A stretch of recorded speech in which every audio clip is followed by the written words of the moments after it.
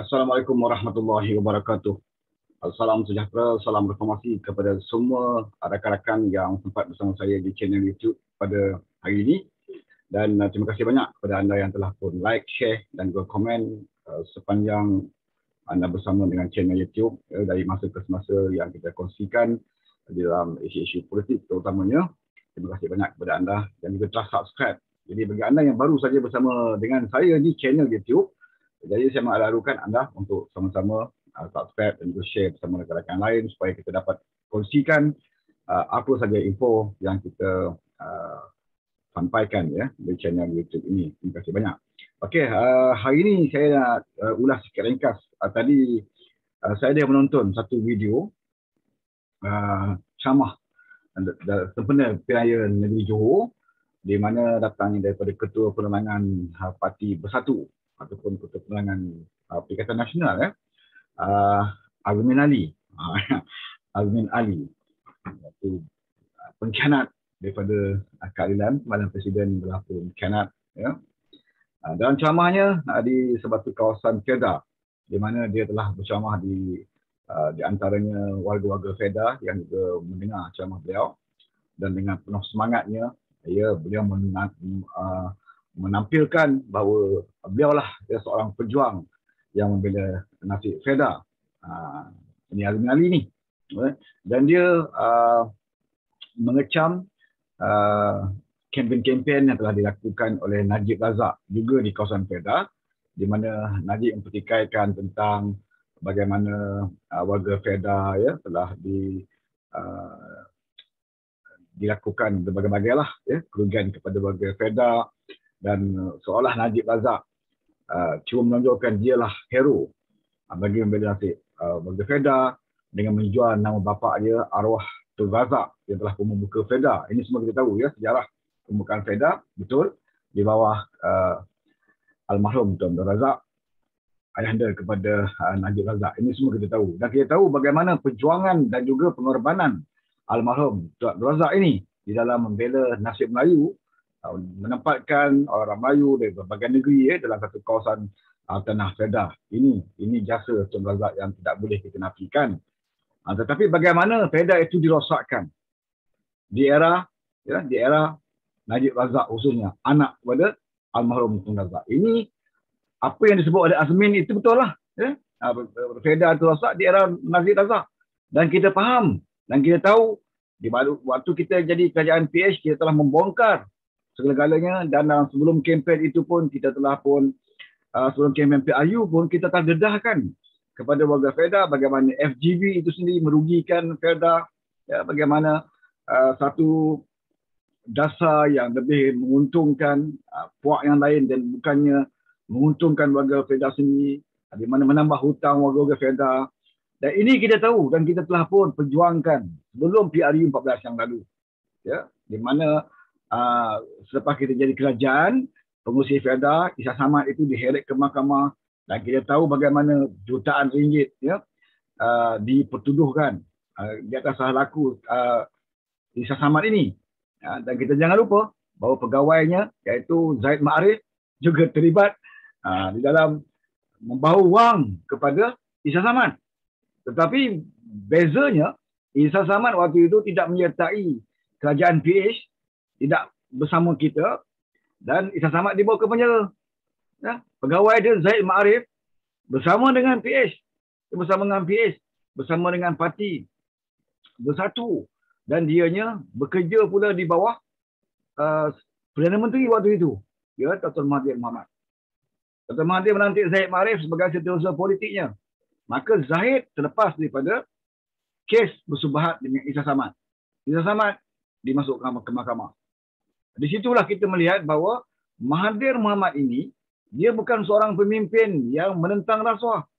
Ya, dia hanya tampil seolah dialah seorang pejuang yang menentang rasuah, tetapi bagi mereka yang mensokongkol dengan beliau dan sanggup bersama dengan parti beliau, maka dia sanggup lupakan apa saja kes. Dan kita tahu beberapa orang pemimpin ahli parlimen UMNO yang melompat ke dalam Parti Bersatu waktu itu adalah juga yang disebut terlibat di dalam skandal 1MDB. Ya, seperti Puteri UMNO Melaka, seperti juga Mustafa Muhammad Jeli disebut terlibat di dalam satu NDP. Tetapi kesnya itu selesai kerana dia bersama dengan Parti Bersatu di bawah Mahathir Mohamad ketika itu. Ya, di sinilah menjadikan keadilan melihat bahawa Mahathir Mohamad tidak layak untuk diangkat sebagai pemimpin dalam sebuah kerajaan Pakatan Harapan yang ingin melaksanakan reformasi. Jadi jangan tanya dan jangan pelik kalau keadilan sampai hari ini kita tidak lagi memberi kepercayaan walaupun 1 inci sebesar habuk melayang pun kepada Mahathir Mohamad. Jelas bahawa dia gagal untuk berubah sikapnya bersama dengan Pakatan Harapan masih juga mengamalkan cara dia yang 22 tahun dulu menjadi Perdana Menteri. Dan hari ini saudara, Azmin Ali pula tampil di Johor. Bertemu dengan warga Fedah, kononnya dia lah pejuang. Ya, dia cerita tentang bagaimana dia menjadi Menteri Ekonomi dan perkara pertama yang dia lakukan adalah untuk menyiasat kes-kes Fedah. Ya, betulkah ini benda yang pertama beliau lakukan? Berapa lama kita jadi kerajaan, barulah Azmin Ali dedahkan kertas putih ke dalam parlimen. Ya, dalam parlimen itu pun telah didesak oleh ramai pihak. Terlalu lambat tindakan Azmin Ali ini di dalam menyelesaikan isu Fedah. Banyak manifesto Pakatan Harapan yang gagal dilaksanakan oleh Azmin Ali ini. Ya, kerana dia tidak ada sikap untuk melakukan reform. Ya, dia tidak ada sikap untuk melakukan reform. Sebab itulah dia hanya mementingkan kedudukannya di dalam parti politik. Mementingkan kedudukannya di dalam kerjaya politiknya. Dia tidak memikirkan tentang rakyat. Hari ini dia konon-kononnya dia adalah pejuang dan dia mengatakan Najib Razak adalah satu-satunya pemimpin yang mengkhianati warga Fedah. Tetapi dia lupa bahawa dia adalah pengkhianat yang lebih besar, iaitu orang yang mengkhianati Parti Keadilan, seorang timbalan presiden, mengkhianati partinya sendiri, mengkhianati presiden yang telah mengangkat dia sebagai tu. Sedemikian rupa daripada orang yang tak dikenali sebagai seorang tokoh yang dikenali di dalam parti, Anwar Ibrahim. Ya, beliau naik pun kerana pengaruh Anwar Ibrahim. Tetapi beliau sanggup mengkhianati Anwar Ibrahim, sanggup mengkhianati partinya, dan yang paling besar sekali, dia sanggup mengkhianati kerajaan Pakatan Harapan. Berapa banyak pengkhianatan yang dilakukan oleh Azmin Ali, maka Azmin tidak seharusnya dan tidak selayaknya untuk mengatakan Najib Razak pengkhianat kepada warga Fedah. Saya nak bagi tahu 2 kali 5, 5 kali 2. Kalau Najib dikatakan sebagai orang yang khianat kepada warga Fedah, yang dituduhnya sebagai orang yang merompak hak orang Fedah, maka kita nak bagi tahu kepada rakyat Johor, yang kita nak bagi tahu kepada pengundi-pengundi Johor, jangan juga memberikan sokongan kepada Perikatan Nasional, kerana Perikatan Nasional juga mempunyai pengkhianat yang lebih besar, iaitu orang bernama Azmin Ali yang juga khianat kepada partinya, khianat kepada mandat rakyat yang memilihnya di kawasan parlimen, ya, di kawasannya ditandinginya dapat hari 14 yang lalu. Dan yang lebih besar lagi, dia sanggup mengkhianati sebuah kerajaan yang diberi mandat oleh rakyat. Itu pengkhianatan yang paling besar. Ya, sebelum kita nak katakan Najib juga mengkhianat warga Fedah. Konon nak jadi hero, mencabar Najib untuk berdebat dalam isu Fedah. Ya, dia terpaksa membuat kertas putih kerana waktu itu dia berada dalam kerajaan Pakatan Harapan. Kerajaan Pakatan Harapan lah yang meletakkan dasar itu, dan Azmin hanya menjalankan tugasnya, ya, sebagai menteri ketika itu. Ya, dan atas dasar Pakatan Harapan lah maka kertas putih itu dibentangkan, bukan kerana kehendak Azmin Ali. Dan Azmin Ali harus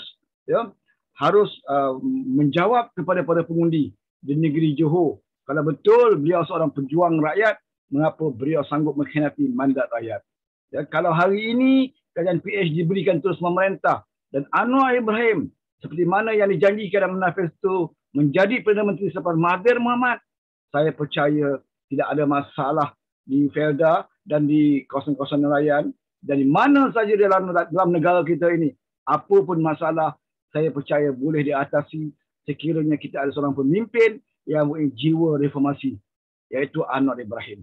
Jadi Azmin jangan mendabik dada mengatakan beliaulah yang kononnya membela masyarakat Fedah, sedangkan beliau ketika itu menjadi Menteri Ekonomi yang juga seorang menteri yang gagal, ya, yang seorang menteri yang gagal untuk melaksanakan dan menyelesaikan masalah Fedah secepat yang mungkin sepatutnya yang beliau lakukan.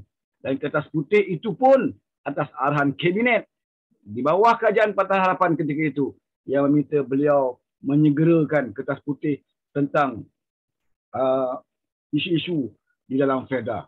Jadi jangan ingat dia konon-kononnya pejuang, ya, sedangkan dasar itu sememangnya adalah dasar Pakatan Harapan, dan itulah caranya ketika itu kita jadi kerajaan untuk menyelesaikan masalah warga FEDA. Malangnya ianya tidak dapat dilaksanakan seterusnya apabila pengkhianatan itu dilakukan, dan orang yang khianat itu termasuk juga orang yang bernama Azmin Ali.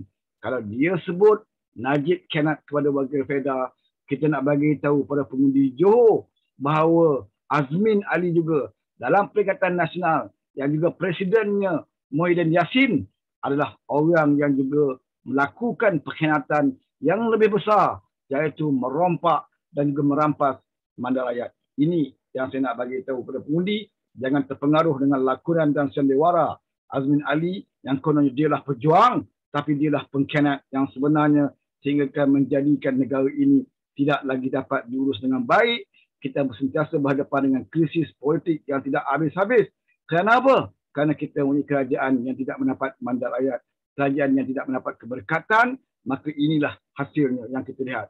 Hari ini saya menyeru kepada para pengundi di Johor, cubalah untuk kita lakukan perubahan, cubalah kita hentikan tingkat rakus, tamak, sombong dan ego daripada UMNO Barisan Nasional dan juga kepada Perikatan Nasional. Kedua-dua parti ini sebenarnya, saudara, di Johor mereka hanya melakukan satu sandiwara untuk menunjukkan konon-kononnya mereka lah betul. UMNO kata mereka betul, Bersatu kata mereka betul, Barisan Nasional kata mereka betul, Perikatan Nasional kata mereka betul. Sedangkan kedua-duanya saling melondeh suara masing-masing. Sedangkan di peringkat persekutuan masing-masing terus bersekongkol untuk meneruskan kuasa masing-masing. Ya, jadi tidak ada pilihan bagi pengundi Johor, pilihlah kepada kembali semula kepada mandat rakyat pada PRU 14 yang lalu, iaitu kepada Pakatan Harapan. Sekian saja. Wabillahi taufiq wa hidayah. Assalamualaikum warahmatullahi wabarakatuh.